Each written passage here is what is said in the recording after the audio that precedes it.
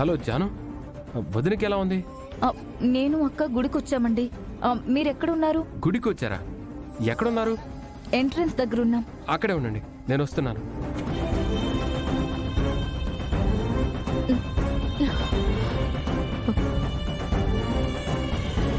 జాను, వదినకి ఏమైంది? ఎందుకు అలా ఉంది? ఇదంతా మీ అమ్మ మనిషా కలిసి చేసిన కుట్ర. జాను, వద్దు. అసలు వాళ్ళేం చేశారు? ఈ రోజు అక్క గుడికి రాకూడదని రాత్రి పాలల్లో మత్తుమందు కలిపారు. అది తెలియక నేను ఆ పాలని అక్కతో తాగించాను. ఈ విషయం బావతో చెప్పమంటే అక్క వద్దు అంటుంది. అందుకేనా మా అమ్మ మనిషా ఇందాక ఎక్స్ట్రాలు చేస్తూ ఉన్నారు? అన్నయ్య ముందు వదిన బ్యాట్ చేశారు. ఈ విషయం అన్నయ్యతో చెప్పాల్సిందే. వద్దు వివేక్, గుళ్ళో ఏ గొడవలు వద్దు. మొక్కు చెల్లించడం ముఖ్యం. గొడవలొద్దు అని ఎన్నిసార్లు రాజీ పడతావక్క? వాళ్ళు చేసిన పని వల్ల బావ నిన్ను తప్పుగా అనుకుంటున్నాడు. ఆయన నన్ను అపార్థం చేసుకోవడం కొత్తేం కాదు కదా, మొదటి నుంచి జరుగుతున్నదే కదా. ఎక్కడో ఒక చోట దీనికి ఫుల్ స్టాప్ పెట్టాలి కదా వదిన. ఈ రోజే అన్నయ్యకి మనిషి గురించి తెలియాలి. చెప్పేద్దాం వదిన. ఇప్పుడొద్దు వివేక్, దేవుడి కార్యం కోసం వచ్చాం. ముందు అది జరగని. అక్క, నువ్విలా క్షమిస్తూ పోతే ఆ దేవుడు కూడా నిన్ను కాపాడలేడక్క.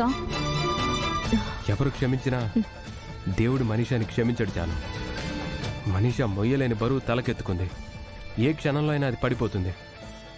ఆ ముక్కు ఆగకూడదు వివేక్. పదండి వెళ్దాం.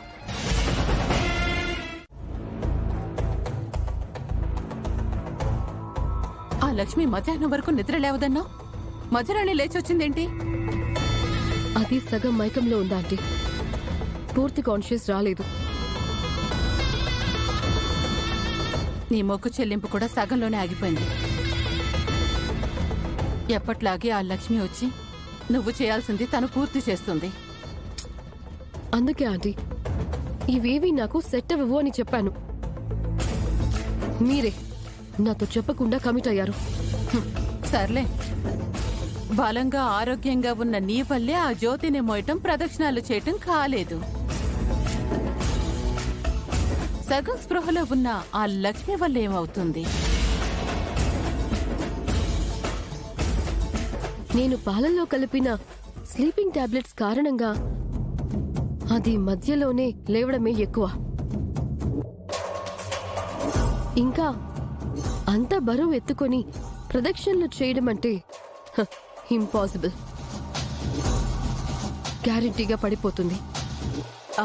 నువ్వు పడిపోయినా మిత్ర ఏం ఫీల్ అవ్వలేదు. నీకిలాంటి అలవాటు లేదని ముందే సరిపెట్టుకున్నాడు.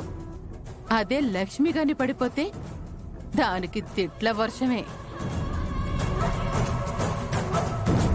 ఈ రోజు అది మిత్రతో తిట్లు తినాలి, నేను చూడాలి. ఇది వాళ్ళ మధ్య దూరాన్ని ఇంకా పెంచాలి. మిత్రకి నేను దగ్గరవ్వాలి. మీ ఇద్దరు దగ్గరైతే చూడాలని నాకెప్పటినుంచో కోరికగా ఉంది. అది కలగానే మిగిలిపోతుందో లేక నిజమవుతుందో చూడాలి. ఆంటీ, గుళ్ళో ఉన్నాం, కాస్త మంచిగా మాట్లాడండి. నీకు మంచిగానా లేక ఆ లక్ష్మికి మంచిగానా? నేనెప్పుడు నీ వైపే కదా. ఇప్పుడు ఆ లక్ష్మి పడిపోవడం ఖాయం. జై భవానీ, జై భవానీ, జై భవానీ, జై భవానీ, జై భవానీ, జై భవానీ, జై భవానీ, జై భవానీ, జై భవానీ, జై భవానీ, జై భవానీ, జై భవానీ, జై భవానీ. ఏంటి ఆంటీ, లక్ష్మి పడిపోతే తిడతాడు అనుకుంటే లక్ష్మి పడిపోతుంటే నడిపిస్తున్నాడు. భార్యాభర్తల బంధం. ఏమంటున్నారా ఆంటీ? ఎంతైనా లక్ష్మితో కలిసి మిత్ర 7 అడుగులు నడిచాడు కదా.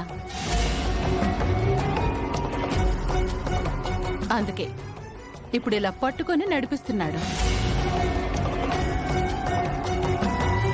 ఆంటీ, నాకు కోపం తెప్పించుకోండి. మీరు నా వైపున్నాను అన్నారు, కానీ ఆ లక్ష్మి వైపు మాట్లాడుతున్నారేంటి?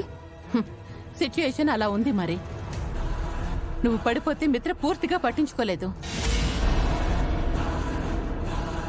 లక్ష్మి పడిపోకుండా పట్టుకొని నడిపిస్తూ ఉన్నాడు. ఇది నన్ను ఎలా అర్థం చేసుకోమంటావు? అది లక్ష్మి కోసం కాదా ఆంటీ, లక్కీ కోసం చేస్తున్నాడు. అలా సరిపెట్టుకోవాలంతే. పాద ప్రదక్షిణాలు పూర్తయినట్టున్నాయి, రా.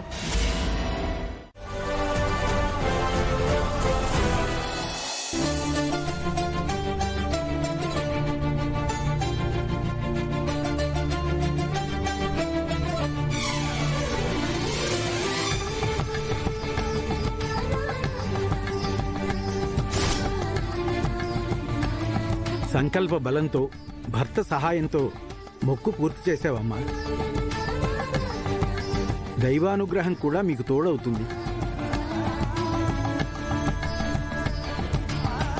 లక్కీ, మనం వెళ్ళి ఆంజనేయ స్వామికి థ్యాంక్స్ చెప్దామా? అలాగే పద.